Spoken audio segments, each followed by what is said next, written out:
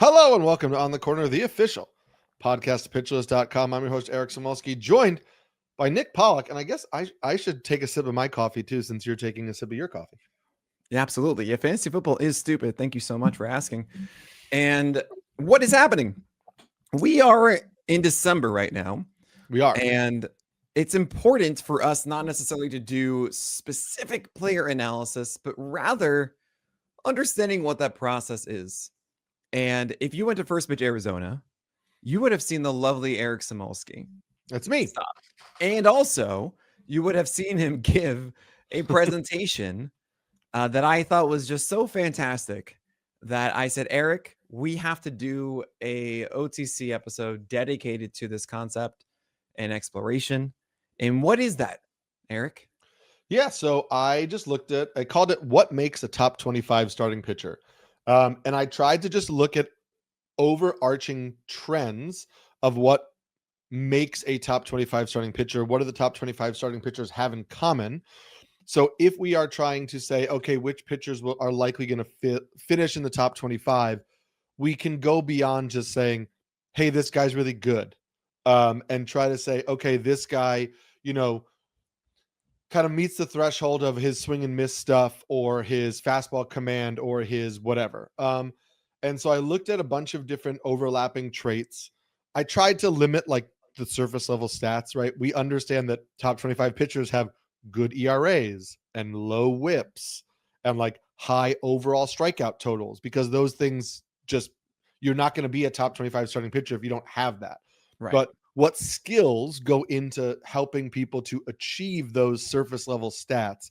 And I dug in primarily to this past season, 2025. And I was able to do some kind of like surface level checking of previous seasons, but I didn't go into detail of like all the top 25 starters in 2024, all the top 25 starters in 2023, and like really kind of dig into the minutia of it all. Right. So what made this such a fun presentation for me is actually one of the hardest parts for us is where do we put these guys for our rankings at the start of the year? And the way that Eric broke it down for certain players is saying, well, what are the options? What are the paths to them becoming one or falling out of it? And it illuminated some really fun things. So Eric, who was the first pitcher that you want to highlight? Asking, okay, is this the makeup of a top 25 pitcher? Well, I'll just point out just a couple of very quick numbers to start. The reason why I think this exercise is useful is I did in a check in an ADP check of this past year's top 25. So where were they drafted? And obviously, we dealt with injuries to Logan Gilbert and Corbin Burns and Cole Reagans and Garrett Cole and Michael King and Pablo Lopez. So like, there are a lot of guys who wound up in the top 25 because of injuries, but this does happen every year. So the average ADP of the top 25 starting pitchers was 182. Of the top 25 starting pitchers, only 6 of them were drafted inside the top 50 overall picks. Of the top 25 starting pitchers, only 12 of them were drafted inside of the top 100 picks. That's so wild. So more than half of the top 25 starting pitchers came outside of the top 100.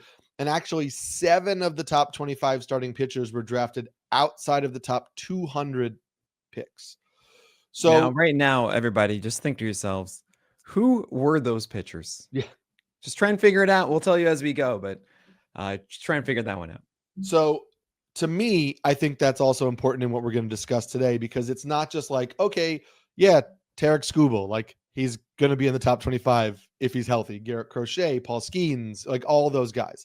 Right. It's that realistically, you have a pretty good shot, and you have in years past too, of getting a top 25 starting pitcher that you draft outside of the top 100 picks. So what are the qualities that those pitchers tend to have? And then if you are kind of doing that tiebreaker outside of the top 100 picks of like, should I take this guy? What's his upside? It's kind of like, how many of these traits does he actually possess, and what's the path forward? Absolutely. So I just want to point out a couple of quick things before we get to these guys. Okay. Obviously you want durability. Okay. 100%. If you were there at First Pitch Arizona, you might think, how do you draft pitchers past pick 300? Right. And it was saying, look, there are all these different ways of chasing them, whether it's expecting health, whether it's expecting opportunity. The thing that matters most is volume. Yes. For success. 17 of the top 25 starting pitchers last year had one or no seasons in their career under 120 innings. Only 5 of those top 25 starting pitchers have had more than 2 seasons with under 120 innings. So I wanted to bring that up. Wow. Because the first 2 pitchers that I want to talk to you about are teammates. And it's Tyler Glasnow and Blake Snell. Yeah.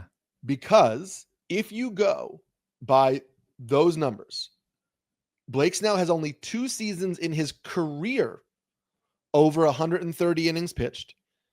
Tyler Glasnow has only 1 season in his career over 120 innings pitched. The numbers would tell you they should not be drafted in the top 25 because their durability issues make it incredibly difficult for them to finish as top 25 starting pitchers. However, from a skills standpoint, they check all the boxes of top 25 starting pitchers. And I think these are the types of guys that we struggle with the most because it's not a binary decision. It is a lot of fudging and a lot of gray area, and it's hard to decide where to finally put them. Yeah, and one thing I really need to mention is it's a different strategy too for drafting these guys in your 15-team formats, NFBC, or if it's your 10-teamer and 12-teamer. And why is that? Because the replacement level pitcher for when Glasnow's on the IL, well, combine that with the other innings of Tyler Glasnow, and there is all of a sudden a lot of value, even if he misses significant time. However, there's a difference between 130 innings from him or someone else going 130 but never hitting the IL. Or if it's, again, NFBC that has no IL spots, then that is actually a major factor. So do keep that in mind. We're not necessarily saying, hey, this guy is outside the top 25 pitchers of the player rater, thus he's not worth it. There are those scenarios that they are. And also player rater, I generally hate, but I like inside the top 25. I hate outside of that because then it just only rewards volume and it really does not take into account the replacement level at all. Yeah. So it gets more and more exposed to that the deeper you go. I will say, this did impact my ranking a little bit, acknowledging that you're relying on a waiver wire pickup to pair with these guys far more than you would. Yeah. And so currently in my rankings, like I have Snell 15th and I have Glasnow down at 23rd. I almost actually pushed Glasnow out of the top 25 altogether for the 2 reasons of, one, he's not as good as Snell when he's healthy. Snell has just been better when they're on the mound. And 2 is that as Tyler Glasnow may be the only pitcher who is less healthy than Blake Snell. And so Blake Snell's health edge on Tyler Glasnow and is better than Tyler Glasnow. And so I think some of the names that we will get to in this podcast, like you could argue, just rank them over Glasnow because maybe they're not as good, but they have durability and maybe they get you a top 25 appearance alone without even worrying about player guys. Yeah. I mean, I'm finding myself, I put out my rankings in the end of October and I'm looking at it now and I already know some updates. I'm going to be lowering Shota Minaga. I'm going to be lowering Glasnow, probably Blake Snell too, Jacob Misiorowski. And that means that like Freddie Peralta, Nick Pivetta, Eury Perez are going to be above all of those names in all likelihood. Yeah. So now we'll get into some of the non-injury names, and I'll just say some of the things that we are going to look at because some of the traits that I looked at, we know we want strikeout upside. So for me, I looked at swinging strike rate, not just like, hey, does he get a lot of strikeouts? Sure. Swinging strike rate overall. And my cutoff was kind of like around like 14%. The average swinging strike rate for the top 25 starting pitchers was 13.7%, which was better than the league average for starting pitchers of 11. I also looked at strikeout upside on secondary pitches. You and I have talked about this a bunch. that in order to be a really good starting pitcher, having a secondary that you can get whiffs on is super Right. important. Oh, man. And so only 4 of the starting pitchers who finished in the top 25 didn't have a primary secondary pitch with at least a 15% swinging strike rate. Mm-hmm. So you kind of want that as your marker of at least one really plus secondary pitch for whiffs. I looked at hit suppression. You know, you and I have talked about this in the past too, that like hit suppression is a pitcher stat to me. There's a little bit of luck baked into it, but guys who command the zone and can sequence pitches and mix and match well can get softer contact, can lead to fewer hits. I looked at relative command, not just walk rate, and I looked at that as basically like strikeout minus walk rate, because if your walk rate is a little high, but your strikeout rate is also super high, you can be a valuable fantasy pitcher. You and I have talked a lot about having an impactful four-seam fastball as a foundation or primary fastball. So I looked at how often they threw their primary fastball and whether they could command that primary fastball or not. And then a deep pitch mix.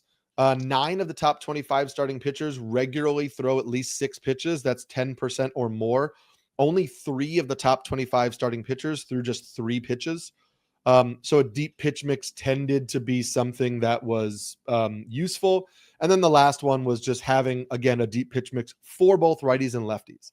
Right. So we've talked about this a bunch too, not being just a 1 pitch or 2 pitch pitcher against one-handedness. And I thought that was a very useful. Absolutely. So, I mean, this is just such a good framework of like, okay, I mean, this stuff we've talked about before, but it does put it into just a really good reference point of, hey, how much of this is wish casting? How much of this is just a foundational success? Yeah. So the first name here, who you and I both have in the top 25, but some people don't, is Shane Bieber. Oh, yeah. Easy. Easy, easy, easy. Yes. Keep going.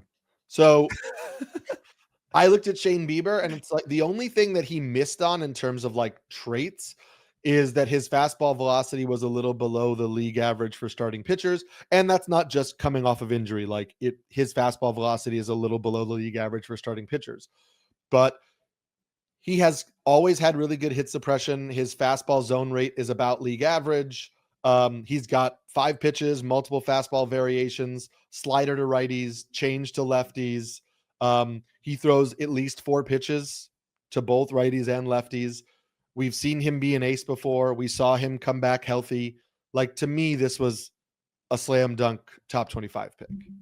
Yeah, I mean, Shane Bieber to me is it's the perfect blend of unknown and known, where because he came in halfway through the season, Bieber isn't being regarded as highly as I think he should be. Mm-hmm. So we've seen so many times guys throw half a season after Tommy John and then carry that into the next year. I think it's actually like the best rehab process, honestly, for them to rejoin the team in like July or so. And yeah, as you mentioned, fastballs for strikes, multiple breaking balls for whiffs. He has the volume. He has the situation. He actually is signed with the Jays even since I put him at 19 on mine. So yeah, I'm very much in on Shane Bieber. He is a top 25 guy. One guy who I didn't mention in the presentation, but I mentioned him in the presentation in terms of red flags, but I think he's frequently ranked inside of the top 25. I currently have him 26th, so just outside of the top 25, but it is also new Toronto Blue Jay, Dylan Cease. Yes. And we've kind of talked about how hard it is to, pin down the real Dylan Cease. What stood out for me was that last year his fastball command was the 8th percentile. His four-seam fastball command. And that's not a new thing for Dylan Cease. And you're saying command based on what? So I know you and I disagree a little bit on this. I like using zone rate because to me, I want to know that you aren't reliant on chases to get those strikes with your fastball. So I would say that so that's more control then, right? Just inside the zone, four-seamer and confidence. And again, as we can also admit, just being able to throw the fastball in the zone doesn't mean you have good command of it, because maybe you throw it right down the middle. Right. But for me, in this kind of like inexact science of like I want fastballs in the zone, but I don't want them down the middle of the plate. But I do want to know that you can get ahead with your fastball, because I think that's really important to set up secondaries. And if you can't throw a fastball in the strike zone, it's hard to get ahead. Now, Dylan Cease's strike rate on his four-seam fastball was 23rd percentile for starting pitchers. It was just over 63% strike rate. So that was below average too. And then you also look at it like, is he a two-pitch pitcher? Because it's 82% four-seam or slider usage, and there's like some nominal curveball usage. We've seen him try to, bring in a sinker, bring in a cutter, and like, yeah, I guess he technically throws a sinker, but like he doesn't use it that much. And so he's got only one fastball variation as well. And I just have a lot of concerns about this as a top 25 profile. Yeah, no, I very much understand this. And yeah, it comes down to, you're going to get volume and you're going to get strikeouts, and are we going to see enough dominance? I just finished talking to about Cease a lot, and we came down to, it's like 6 starts or so, 6, 7 that break one way or the other. And last year all broke negatively. And if those go well for him, then all of a sudden that's a good ERA ratio season almost, right? Yeah. Like it can be just as minimal as that. It is a good situation that he's in now. Right? You're going to get the run support, which is really nice to see. It's not a terrible defense behind him. So depending on what happens with their shortstop situation. Very fair. But yes. So we'll see what Cease. I don't really want to draft him because of the anxiety. However, what I did in our mock draft was go Bradish, Bieber, and I wanted someone who had more of a definitive 200 strikeout season. So I did go Cease after that because of SP3. That kind of makes sense in my view, just for team construction for Roto. But for head-to-head, I probably might not do that. Yeah, and I think you'd find now that he's on the Blue Jays, it would be really hard to get him as your SP3 in drafts. Yeah, it's possible. And there is a lot of argument out there that, the Blue Jays are the one of the teams that got Robbie Ray to just throw the ball down the middle of the plate. And so maybe they can get Cease to do the same thing. Another guy that I have on the fringe of the top 25 that I know you and I differ on a lot in our rankings. Well, you're going to find out who that is, guys, after this break. Eric, who is this guy that we differ on our rankings a lot? He's fringe top 25. So I have George Kirby ranked 17th. Yeah, I know. I keep thinking like I'm pushing Kirby too high. At the same time, we haven't seen it yet, and I know it's there. So the reason why I had him as a fringe top 25 pitcher is twofold. One, his fastball zone rate is bad, and it's been getting worse over the last 2 seasons. It was good in 2023. It was bad in 2024 and last year. Because I know that people will say, "Oh, well, he was battling injury last year," but it was regressing already in 2024.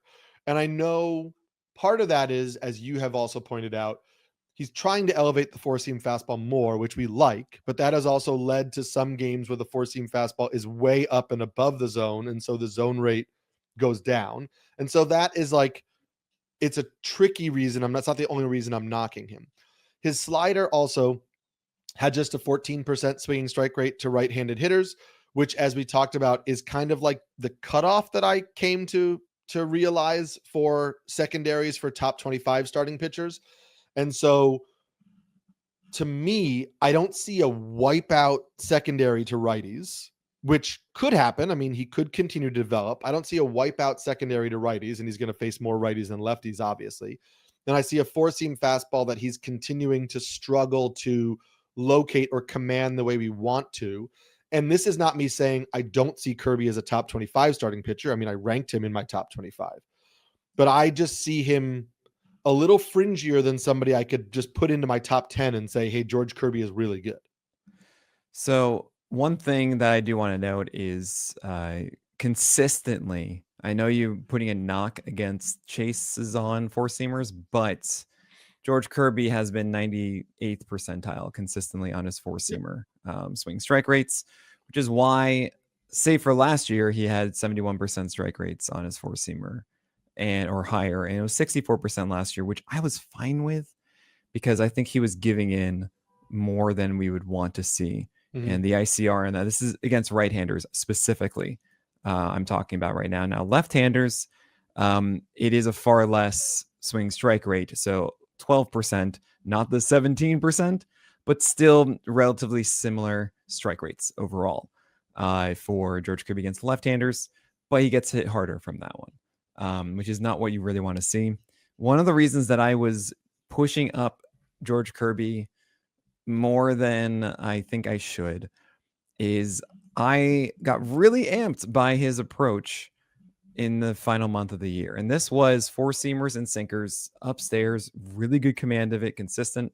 Blake Snell blueprint with sliders down, curveballs down as well, even going down and into left-handers with that slider. And what I did not realize at the time is that there's really only one game that I can see where he actually had a fair number of whiffs on that slider, more than 4. And that is a little concerning. If I'm going to really buy into George Kirby having that slider figured out, then I would need to see at least one game more than 6 whiffs on a slider. And I don't think that's the case. So I'm more inclined to lower him. And yes, Kyle Bland, that means you are right. I will have Chris Sanchez higher than George Kirby. I will do it. And everyone right now listening is like, yeah, obviously, Nick, stop it. Okay. Because I do think that George Kirby is a better command pitcher than most. And to see an approach that clearly worked in September that I think is going to be carrying it over to next year inside of that park with amazing volume is an incredibly appealing thing. Not to mention, he's always been a whip darling. Even last year's 119 in an injury-riddled season is not the worst thing in the world. It's not like Framber Valdez or Logan Webb bad season. And it's just really tough. I just see a 190 inning guy with potential over 200 strikeouts and good wins and good ratios and all that kind of stuff. But that's, I see it could happen. And I've been ranking him at it. It will happen. So. And that's why I like this exercise, because to me, it's also like, and I think actually Paul Sporer asked this specifically in First Pitch Arizona. And he's like, so what's the path to George Kirby being a lockdown top 25 guy? And my answer is kind of what you just talked about, is like, if we see some growth from that slider, that's a huge step from him. If that becomes a consistent plus whiff offering to righties, that checks a huge box that I have questions with right now. And that is an entirely feasible thing for George Kirby. And so that's why I'm keeping him in the top 25 currently. And that's also like, you start to make a list of things you want to watch in spring. Is like, I don't care how many strikeouts George Kirby gets in spring, or like, yeah, it's nice if he's throwing with good velocity, but now I'm like, how does that slider look? Yeah. And is that slider getting crazy? Is it getting like really bad swings? Because I don't know if I'm going to be able to make any assessment. Just because it's spring, you don't know. Sure, you're going to see one video and there's that. But it gives you something specific to watch for, and whether you want to take. So you're not just like taking spring training. You're trying to find little bits of information. I will be making it part of my tweets. Yeah. Okay. In March in my SP roundup, as I do every day. If you guys don't know this, I did this last year. I'm going to do it again, which is essentially the roundup starts when spring training starts, and I'm just going to be reviewing everything. I love it all the time. I got you guys. Another guy who I think you and I both have outside the top 25. Okay. Who most people, I think, still rank inside the top 25. Is Framber Valdez. Oh, yeah. No, I have him outside of it. Yeah. I have Framber down at 29 right now. And my issues with him were primarily that he has a very limited pitch mix, one fastball variation, and is so his success is so entirely curveball dependent. Yes. That even though he checks a lot of the boxes, like his main secondary pitch to both righties and lefties is a curve. It's his main secondary for strikes. It's his main secondary for whiffs. It's kind of what he uses for everything. When he faces lefties, he has a mediocre sinker and just a curveball. So like, that's all he throws. And So when that curveball is on, as we've seen from him, he is a top 15 starter in fantasy. Top 10 and when the even. curveball is off, he's not in the top 30 or 40. And so it worries me to have a guy who's so reliant on one pitch. Yeah. I mean, I have, you guys might remember, I have Framber Valdez in this trio of Robbie Ray and Logan Webb, where they are expected to get a fair number of innings. Mm-hmm. And I don't know what term I want, but they have, I don't want to say anchor, because anchor sounds like, oh, he's the anchor of my staff, this is good. I think of an anchor as slowing down your ship and dragging along, so they have a stuffed animal syndrome, where like maybe it's a stuffed animal of like the kid dragging along the ground, but they have the possibility of ruining a team. It's like a ball and chain. Yes, and we don't know what it's going to be. You're going to have a ball, or they're going to chain you down. Yeah. Oh, there it is, done. The ball and chain. So I try to avoid that, where you can blink and it's July or August, and you don't realize that this guy has 130 whip in 120 innings or so, and that is why your roto league isn't going as you want, right? Mm-hmm. That is what I'm trying to avoid as much as possible. And it's funny because a lot of guys would say, oh, that's a stable floor with Valdez or with Logan Webb or Robbie Ray. And it's not quite. They have this ball and chain tendency. So that has me away from Framber. It is a really good practice, though, as you were saying, with the top 25 set, because he does tick many of the boxes. Yeah. It's just only when the curveball is working. You mentioned the next guy I want to talk about, because when I posted these rankings on Reddit, the biggest pushback I got was for my ranking of Logan Webb at 31. And everybody said Logan Webb is a top 20 starting pitcher locked in. Why do you have him so low?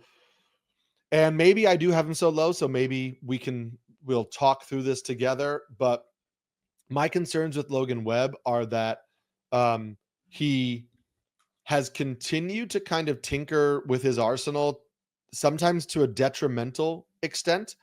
His overall swinging strike rate, even with a nearly 2% increase last year, is still below league average and well below what you normally get from a top 25 starting pitcher. He's kind of gone this sinker sweeper approach, but the sweeper had a sub 13% swinging strike rate to righties, which was below average for sweepers to righties, and also below average as a primary secondary to righties. The changeup still misses tons of bats, but he's just not using it to right-handed hitters as much as he did before. And so I have some concern about his ability to consistently miss bats. And I guess maybe I just don't trust what version of Logan Webb we're getting, because we're kind of always changing our approach a little bit. And am I being too harsh? Yeah, I don't know. Logan Webb was a 4-pitch guy initially. And then in the second half, what's interesting in the second half, like, it wasn't terrible. It wasn't nearly as bad as I thought it was. 24% K rate in his final 10 starts, for example, right? 317 ERA, 121 whip. That's actually even better than the whip he had the rest of the year. But Webb, as you mentioned, right, he had a certain approach with sweepers and cutters and sinkers and changeups, and that kind of went away over time to be more 3-pitch with sinkers and changeups and sweepers and no cutters really anymore. I just go back and forth, and it's just so difficult because, right, he is a ball and change. He can be either one. I don't think that he has the same sinker changeup combo that he used to. I don't think it's quite as dominant. Maybe batters are just more used to it than it was in the past. It also is something that he's very reliant on the defense that the Giants provide him. Yeah. So, monitor that. They had an exceptional defense about 3 years ago, and that really affected his hit rate, which was closer to 8 than it is at 9 now. I might be raising him up a little bit, only because yes, he has had this insane amount of volume. He is consistently last year's strikeout consistency is better than I had initially thought. But gosh, the only real negative is the whip. And if that's what it is, when the lowest has been is a 124 last year, where the hit rate of 9.1 likely gets a little bit better from a 349 BABIP, that it was third percentile. And I'm playing that game for a second, but I am going to just harp on that for a moment, which is by far his worst of his career. And Matt Chapman's still there. And like, that shouldn't be that bad. Mm-hmm. So yeah, I will be raising him up, but I don't know where. I don't know. It's Logan Webb. He's tough, and I found his teammate a little tough for me too, Robbie Ray. Yeah. Because I had Robbie Ray in the presentation as a top 25 fade. I currently have him outside of the top 25 in the same tier around, in the tier below Logan Webb. I have him 37th right now. The two big things were like his fastball velocity is slightly below average for lefties too, not just in general. Good point. And the fastball command, and which we know, and that's always been the thing for him. He has 4 pitches, just 1 fastball variation. He only throws 2 pitches to lefties, the fastball and the slider. And so when that 4-seam fastball command is not there, he kind of throws 1 pitch to lefties.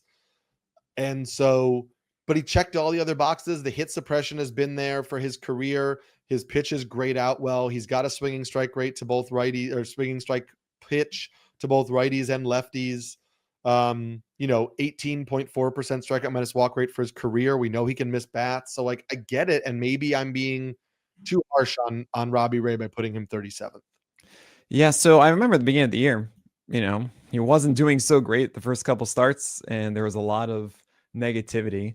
But starting on April 26th, 27 starts after 3.59 ERA, 116 whip, 25% K rate. And it can be an absolute wreck watching him. Mm-hmm. I do even want to mention how bad his September was. If you had Robbie Ray this past year, you just stopped starting him. It was not worth it. So the volatility itself, really, I just keep going back to this of, if I have this guy rostered on my team, how good do I feel? Just how inherently good do I feel having this player?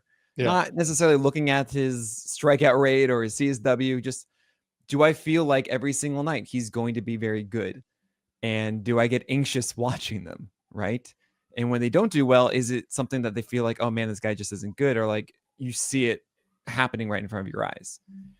And Robbie Ray is certainly one of those that fits the latter of it. Just, you watch it and you go, what is going on? This is terrible. And I just might avoid it because of that. Even his season to season, you kind of don't even know a lot. Sure, he was great before Tommy John, and then really had 2 lost seasons before this. But it's just been a massive, tumultuous event of Robbie Ray, the pitcher. And I will mention 182 innings is not 207 between him and Logan Webb. So I very much regret putting Robbie Ray ahead of Logan Webb already for that reason. It's all so difficult. Now, I will say that Robbie Ray better in a 15-teamer than some of the younger arms that we won't see get the potential to be a top 25 because they won't have that volume. Yeah. Right? So that is something to consider. Rostering Robbie Ray is anxiety riddled. Speaking of volume, the next guy is another lefty who I had as a fringe top 25 player, and I have ranked above Robbie Ray at starting pitcher 26 right now. And I'm like, maybe I'm going too gaga for Nick Lodolo. I knew that's what it was. It's right there. Who checks so many boxes here. Yeah. 4 pitch mix, including 2 fastball variations. The pitch mix grades out really well. His curve had a nearly 21% swinging strike rate to righties. His change also had a nearly 16% swinging strike rate to righties. So that's 2.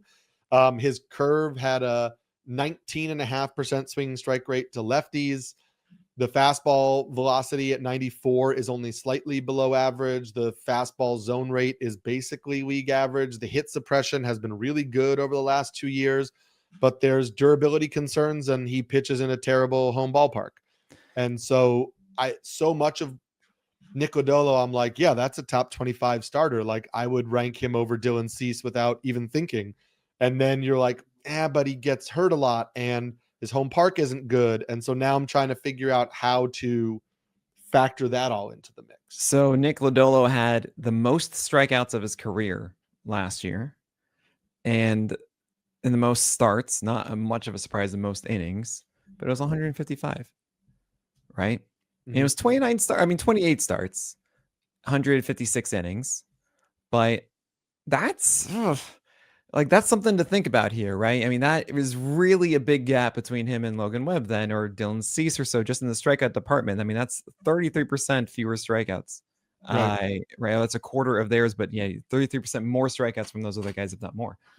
So it's also Nick Lodolo finally had his first season of actual consistency on the mound and being able to figure himself out. And I loved what I saw. I love the change of down and away. I love the fastball up and in. I love the curveball game mixed in as well.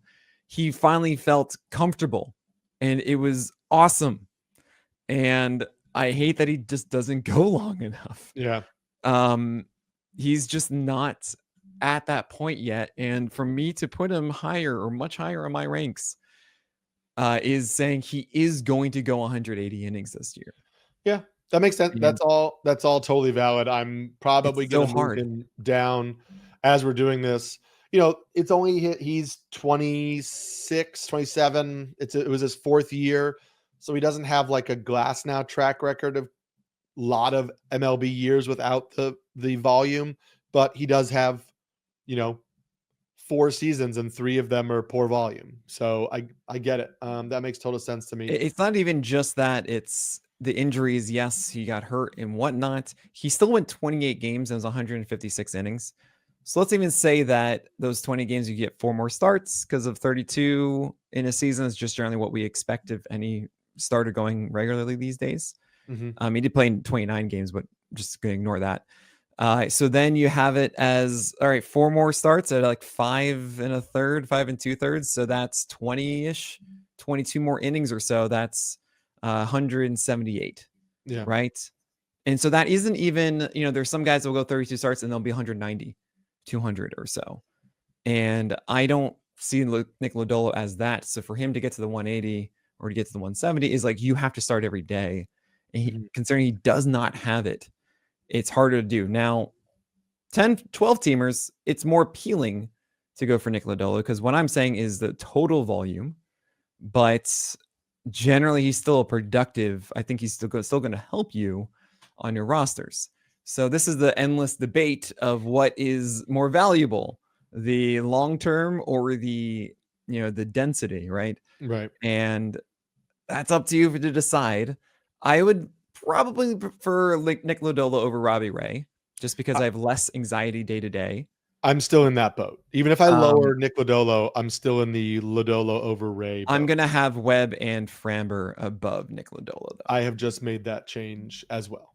I have Nick Lodolo in a group with some pitchers we'll talk about later. Sure. Before we get to the exciting young pitchers, I wanted to talk to you about 2 teammates, one of which who finished inside the top 25 this year, and another who I believe you may have ranked inside the top 25 for next year. And it's Drew Rasmussen and Ryan Pepiot. Oh, man. Rasmussen finished inside the top 25 this year, despite, innings concerns. Again, he was one of the ones at the bottom. So in a fully healthy season, maybe he finishes in the mid 30s somewhere. But again, that's a solid starter. His concerns were swinging strike rate, overall strikeout rate, that his swinging strike rate numbers were low, that he had an overall swinging strike rate under 12%. He did not have a secondary to hitters of both handedness that had a 15% swinging strike rate. We also know there's some minor innings concerns with him. So if he's not going to miss tons of bats and not pitch 190 innings, what's his overall strikeout upside? But he's been really good other than that. And Pepiot didn't deliver a top 25 season this year, but a lot of that, maybe not a lot of that, some of that could be rectified by a move back to Tropicana, which should help some of the homer to fly ball issues that kind of plagued him a little bit. I'm curious if you have a firm take on either of these guys as a definitive top 25 starting pitcher. Man, the more and more I think about Ryan Pepiot, the more I'm in, because he did just go 31 starts. Mm-hmm. And yeah, 3.86 ERA fueled by home runs, 116 whip, 25% K rate. What he does is he has a really good fastball. He's improved his cutter in there. Changeup is still great. And of course there's the slider. And now that he's going to go from George Steinbrenner to Tropicana, I can't express enough what it does also to your confidence. He hasn't hurt. He hasn't, 2 years now with Tampa Bay, 360 and a 115 whip and 386 and a 116 whip with strikeouts in both. Sign me up. He's their ace. Yeah. Right. He's their guy. He's their opening day starter. Nominally Shane McClanahan is, but yes, sure. But Ryan Pepiot is going to be throwing 32 games, 32 starts or so. He just won 31. So you have that there. I think it gets more efficient away from George Steinbrenner Field. He has the strikeout ability. I think the walk rate gets better because of the adjustment. The hit rate's still depressed. Home runs go down. It's all really good there. I think with Drew Rasmussen, I find it harder to buy into because I think we just still haven't seen him, be trusted and let loose in the same way that Ryan Pepiot has. Also, the strikeout rate is low. Is he going to be able to maintain a 7 hit per 9? I don't think so. Sure. That's just my 2 cents there. And yeah, it's I'm very interested in Drew Rasmussen because again, I think it's going to be a better season. Circumstances of the home park and that the Rays okay, we babied you a bit and you were able to be let loose. You were fine. Maybe the Rays still don't fully let him go though, because it worked last year. Right. It's not a given that now he's going to go 6 innings every time. But both pitchers to me, I think are two that I'm going to be targeting a lot, honestly. Yeah. The Rays are also going to likely win more games this year than they did last year. Last year was a down year, and I don't think the Rays are just going to stay down there for another year. And we'll see what they do in the offseason, but I would agree. And I think that, I am inclined to move Pepiot up. I had Rasmussen over Pepiot. I think that was too much focus on what happened last year and not enough on their overall skill sets as pitchers. And this presentation was useful for me to see maybe I was too low on Rasmussen coming into the year, but I'd be too high on him by just looking at, what he did on the field and not the underlying skill set. But, Rasmussen to me fits I feel like he's kind of Logan Webb-ish without the safety of volume that you get from Logan Webb.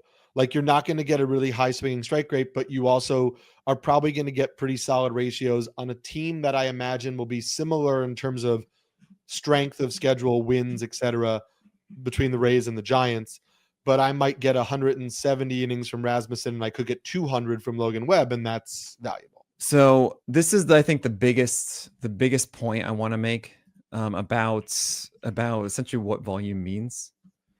How many strikeouts do you think that Drew Rasmussen had last year? He had 150 innings. And that's 31 games, 150 innings. How many? 141. Nope. 127. Okay, that's right. Fun. Logan Webb had 224. Right. And yes, 207 innings. Sure. But that's about 100 more strikeouts in 50 more innings.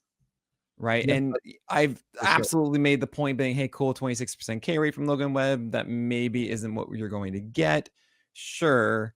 But I don't see him necessarily as a 21% strikeout rate guy. And even then, when Logan Webb had that, his strikeout total that year was 172. Yeah. Right. So is something to really consider, that you're really buying for the whip with Drew Rasmussen, which isn't a bad thing. It's just that's it. The hardest thing to find later in drafts is strikeout total. Yeah. It's just, you won't get it. And you can find ERA whip easier. Super valuable point there. We're going to move on to some more trendy and exciting names, but we're going to do that after this break. We're going to start with one that we probably don't need to belabor the point, because I think you and I both firmly believe that Eury Perez is a top 25 starting pitcher. Oh, he's so fun. Except that he just needs the secondaries to come through, and the four-seamer is so great, but he just, come on. You can't throw a 58% strike rate on your slider. Right. It's a strike rate issue. It is not a swing and miss issue, because he has two variations of the slider. He has the slider and a sweeper. The sweeper had a 22% swinging strike rate to righties, and the harder slider, had a 21% swinging strike rate to lefties. The command works on the fastball, though. And so that's why I'm kind of like, if we can get ahead with the fastball, I know that it would be great if the secondaries were better. But command-ish. It's control. Sure. It's control. I know this is a real point of it, because he does throw a lot very valid point in the middle to lefties and righties with that four-seamer. It is not, I can't tell you how many times I watch Eury Perez pitch, and he's like, okay, it's a full count. I'm just going to throw as many four-seamers as I can, but they just keep getting fouled off because he can't get it around the edge at all. And he just needs to execute a really good one, and he can't quite get there. Now, that isn't necessarily the future of Eury Perez, and the fact that he had a mistake rate of under 2% against lefties with that four-seamer is amazing. It's still that little bit of a knock. It's why he had a 10% swing strike rate with a four-seamer to right-handers, where you're like, wait, that shouldn't be the case. You have an elite velocity, a 17-inch IVB pitch with 80th percentile flatness. Like, this is not normal. It's average extension. Like, you should be absurdly good with it. 90 PLV, 90 percentile PLV. It's so good. But yeah, you just gotta command it just a little bit better, and then hopefully have that curveball, slider, sweeper as that nullifier in the zone too. He's really close. Yeah, it is riskier than I want it to be. Riskier for sure. I'm still in this year, but I am in, acknowledging the risk of it. There are some rumblings that the Marlins are working on a sinker with him, much like they did with Edward Cabrera last year, which could help to alleviate some of the, hey, I can throw this fastball for a strike, but not pinpoint exactly where it is. If righties now have two fastballs to worry about, it can help him a little bit. Sure. The other exciting young pitcher who I have lowered, not considerably, but lowered consistently since we've started ranking, is Jacob Misiorowski. Yeah, I am too. The reasons behind that kind of jumped out for me, where like, I know where we go, we have googly eyes about the strikeouts. And they are tremendous. The stuff is insane. There's a couple things that stood out that I thought was a little weird to me. First of all, we know the walk rate is super high. And that led to a strikeout minus walk rate that, was still elevated because he strikes out a lot of guys. But there was reliever risk for Misiorowski coming into last year, and so we know there are some command issues. He has 4 pitches. He has just one fastball variation. The four-seam fastball is his primary swinging strike rate pitch to righties. So much so that his best secondary to righties, the slider, has just an 11% swinging strike rate to righties. Yeah, it's wild. And so you're like, okay, he still misses lots of bats to righties. Like, why are we upset about that? And I'm not, but I'm just saying it's really just a fastball to righties. Like, that's really what it is. He has a slider and a curve that he also throws to righties, but they don't really miss lots of bats. The curve, he misses bats to lefties. The curve is a really good pitch to lefties, but I don't know. Like that is an unfinished product, which we know, but that's a volatility that makes it hard for me to put him I think I had him like 16 or 17 in my first rankings, and now he's like down closer to 25. And so I can explain this actually really quickly. So the four seamers come in at 99, the slider at 94. Mm-hmm. But where he's placing the slider is actually where the fastball is. So what's going on is that every batter needs to gear up for the heater, and these are generally in the upper third of the zone. Right. And maybe middle, upper third, maybe slightly away from right-handers. And when it's not the four-seamer, they're trying to hold up long enough to make contact with the slider, and they're generally successful at it. But it's a 32% ICR. They're not hitting it well. Right. And he has a 17% called strike rate on the slider to righties, which is well above league average. And that indicates a little bit of like, he throws that pitch in the zone frequently. Right. Well, it's essentially he's just kind of throwing it the same way of his four-seamer. So a lot of times they'll come back down from the top, kind of like the Cannibal McSanchez with a cutter, and he's not throwing it low. The slider to right-handers, it's a low lock. Low location is 4th percentile. Mm-hmm. And that's just actually overall, I should say, not just the right-handers. It's still 36%. And his YM lock, that is the height middle, is 3rd percentile, while his high location is 93rd percentile. 93rd percentile, yeah. Right? There you go. It's all kind of right there in front of you. And the thing that would make Jacob Misiorowski the toughest of tough is just to get that low lock up, you know, and reduce the high lock. And that's really it. And I'm not saying that is obvious and he's going to do it. I'm not actually, because I think he's a thrower, not a pitcher. Yes. And I need just to throw strikes and I'll be good. And honestly, yeah, that is correct. He needs to throw strikes and he will be good. He needs to be better than a 64% strike rate on his slider overall. You know, he needs his four-seamer to be a 70, 71%. And if that happens, then yeah, he will be better. It's just, I find it really hard to roster throwers, not pitchers, in the top 20. Yeah. But I have him at 20 right now because it's just, yeah, you are destined to be a 30 to 35% strikeout rate guy. I have him down at 22. And as we've been talking, I moved Dylan Cease to 20. I have him right ahead of Dylan Cease. I have Misiorowski 22 and Cease 23. We'll see how I go on that. But I can no longer rank him inside of the top 20. There are guys I would rather have. Frankly, I would draft Eury Perez before I would draft Misiorowski. I think I have to do that. I think I would rather have Nick Pivetta, which sounds wild to me. But I can bank on the innings more. With Pivetta, and I don't think that what he's done is necessarily, you know, it's just lowered the home runs drastically. Yeah. But the dead end ball is the cool thing. It just in Freddie Peralta, I'm like, sure, fine. Yeah, I have Peralta ahead of him too. I think I have to put Logan Webb ahead of it. I mean, I've talked myself into it, but I think I need to. So I mean, I'm gonna have a renaissance of of things there. And if you want to talk about ball and chain, I mean, yeah, Jacob Misiorowski could be that.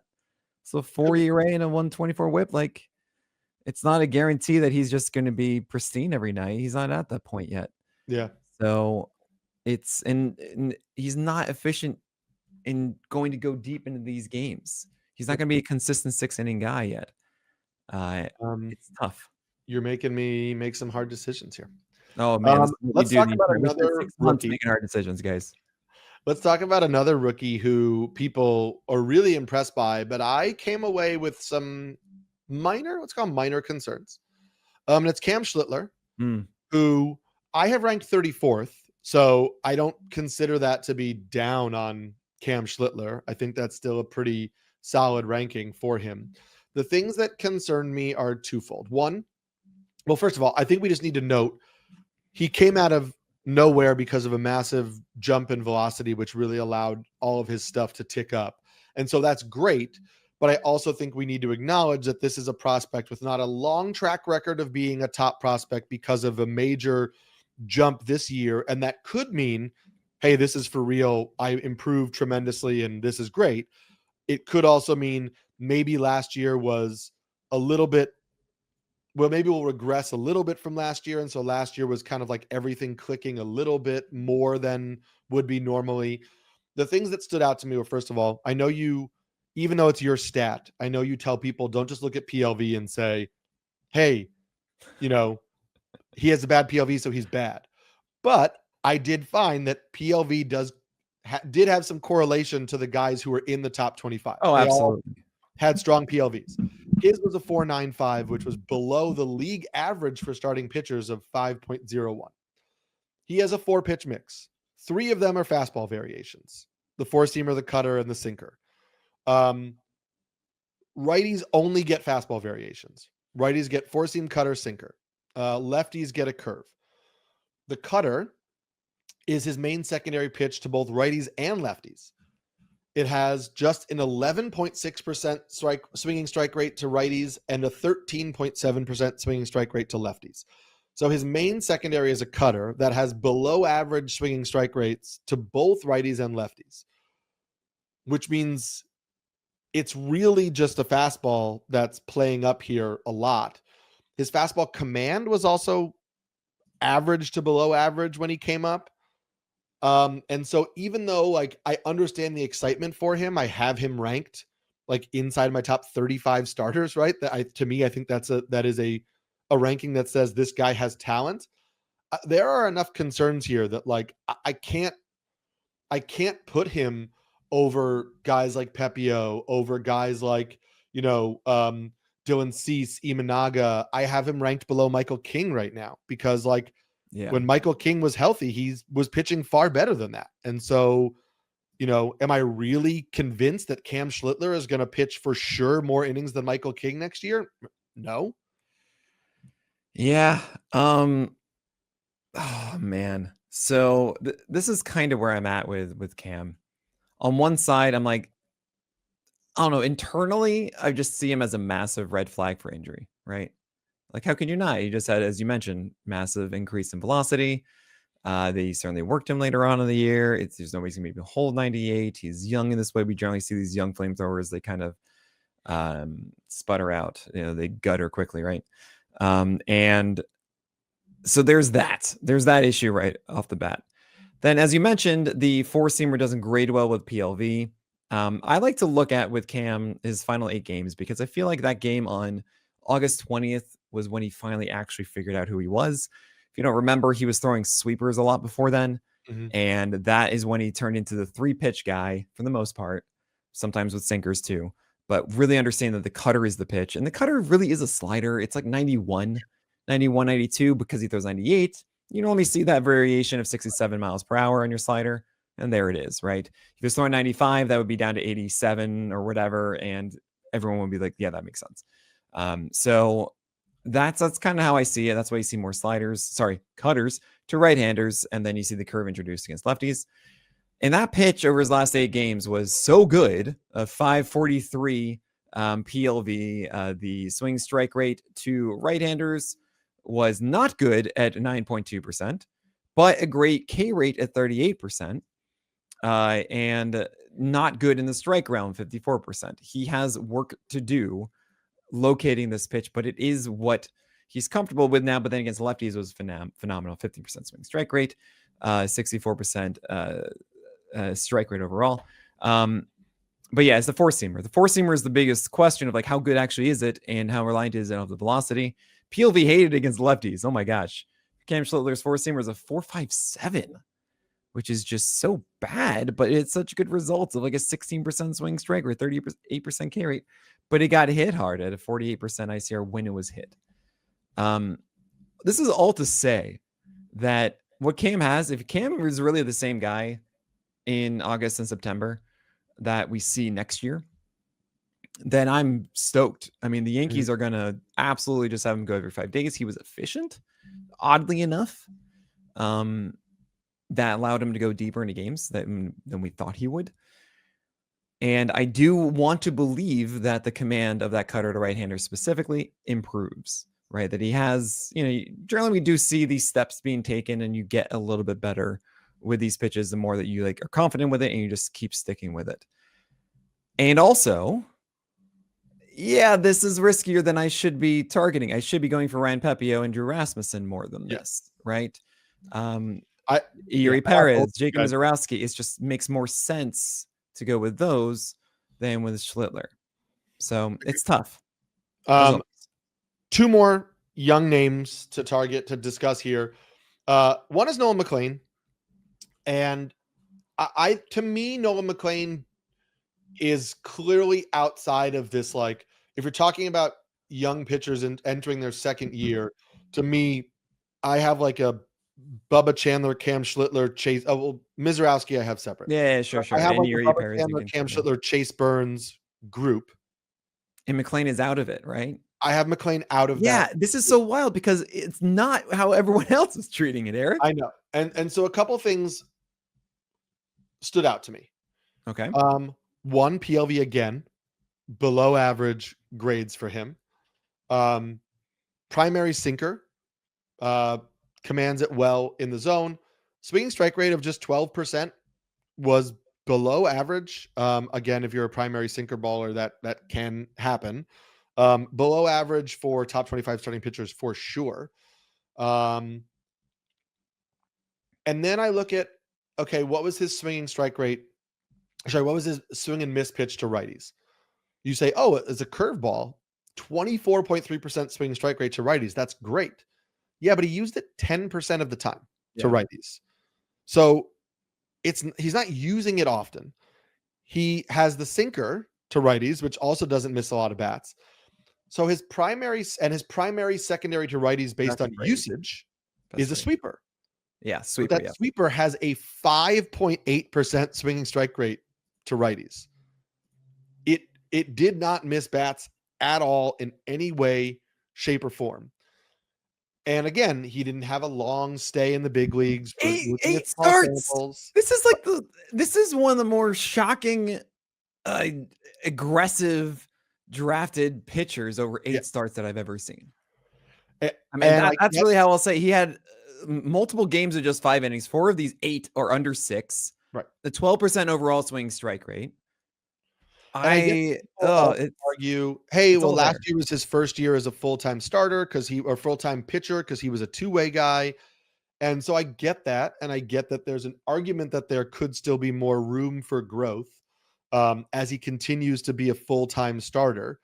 But I don't know that I could draft him on that potential hypothetical upside when what I see right now is a good starting pitcher with the possibility to be a really good starting pitcher who has a lot of flaws to iron out, in particular his ability to miss bats consistently. And also his sinker to lefties had a 16% mistake rate last year. Oh, hey, that was his number 1 thrown pitch to lefties. That is scary. I mean, yes, 22% usage, 21% sweeper, 19% curve, but that curve and sweeper, as you were mentioning, not consistent strike pitches. It was sinker all the time. And 47% ICR, 412 BABIP, for good reason. He actually allowed 1 fewer hit than PLV things. So yeah, I see McLean as someone who needs to be better. And 30% K rate, no. This is not going to be repeated. He is not that guy. I think actually I can look at it this way. Put away rate, y'all. This is the last thing we're going to say because Eric's got to go. I got to go. Put away rates is your biggest asset here. What are normal put away rates? Okay, against lefties, we saw 27% on the sinker and 31% on the curveball. Those are both absurdly high, and those are going to come down. Okay, that's going to regress. What about against righties? The sinker had a 33% put away rate to righties. That, again, absurdly high is going to regress. Sure, sweeper should be better than 15% to right-handers, absolutely.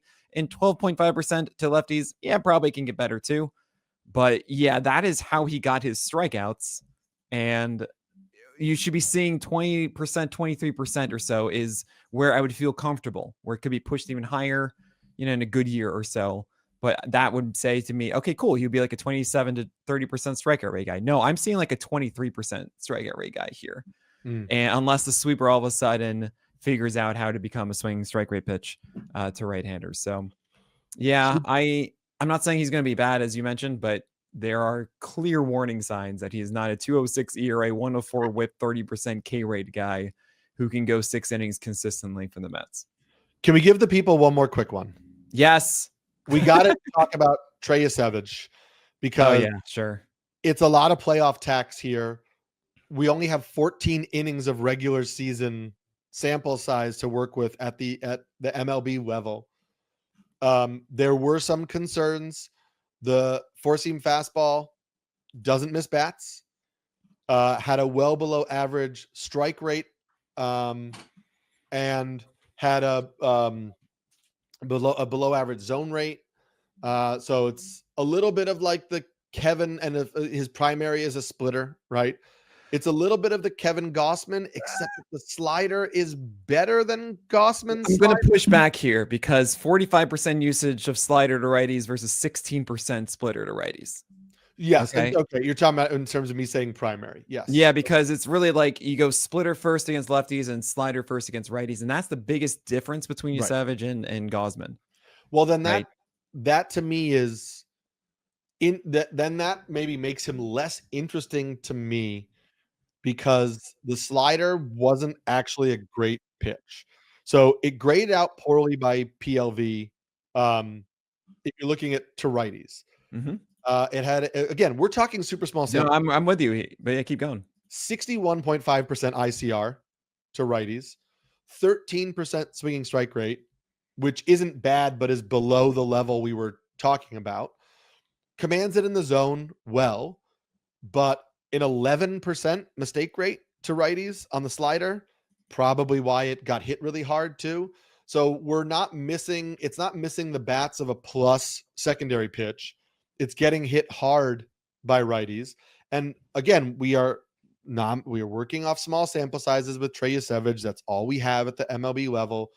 But that concerns me as your primary pitch to righties, and primary pitch meaning he used it more to righties than his four-seam fastball, which also didn't miss bats to righties, by the way, with just a 7% swinging strike rate. So I see a world where like the splitter is a really good pitch and it eats up lefties,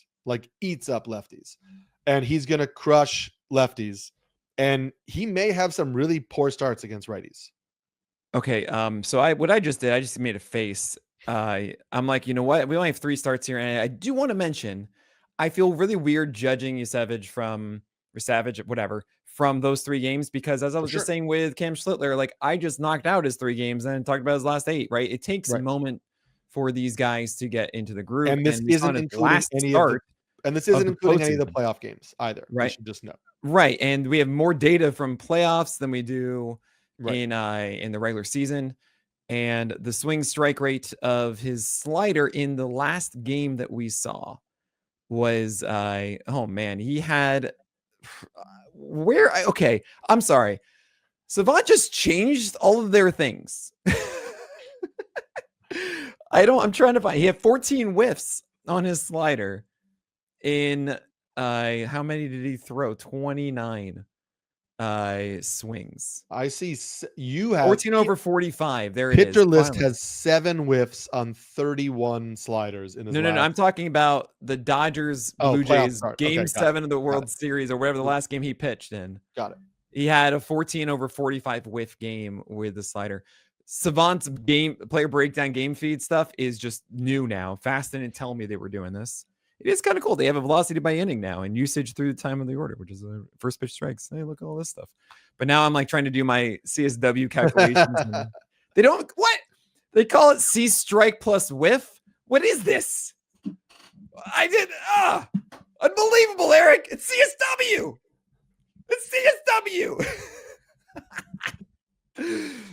Anyway, so I mean, there is something to be said about that from Yesavage, right? Like, he clearly had better feel for it over time. Slider against the Yankees was 5 over 14 whiffs. So there you go. Again, that's a very good 30% swing strike rate. In that Yankee start where he had a ton of strikeouts as well. I think the slider, especially watching him in the playoffs, was better than what we saw in the regular season. And what's hard for me to assess is, okay, how bad is the fastball? How much are we going to see the volatility of needing the slider and the splitter to be everything? And is the fastball attack angle with the splitters just so strange and so weird with the slider that and splitter that it's good enough, that it's better than what we saw in those 3 games, that the general PLV of it doesn't quite matter because there isn't that extra added deception of weird arm angle that you can never quantify. I generally lean against that after Tristan Cockcroft told me to be against it back in 2016. I was like, you know what, that's pretty smart. But I go back and forth, and what I am going to say to everyone is if they haven't done it before, just don't overpay for them to do it the first time. Yep. And that's an interesting thing to consider as we go through these rankings. We're going to have one more podcast here probably next week coming out to you guys before the holidays and the Nick's wedding and all this kind of stuff. Yeah. I'll be like off the grid for 2 weeks. So we're going to give Nick some time, but we'll be back here for one more, and then everybody will hopefully enjoy all of their holidays and their family time or their alone time, because alone time is also super important and super important. And so do you, whatever you're going to wind up doing. I love an action movie on the couch with some popcorn by myself. So, you know, I mean, you saw my Halloween costume. Yeah. Yeah. So that's going to do it for us on this episode, talking about potential top 25 starting pitchers. I'm Eric Samulski, the Pelican. I'm Nick Pollack, the Lion. And I'm going to go make a list of some action movies I'm going to watch over this holiday season.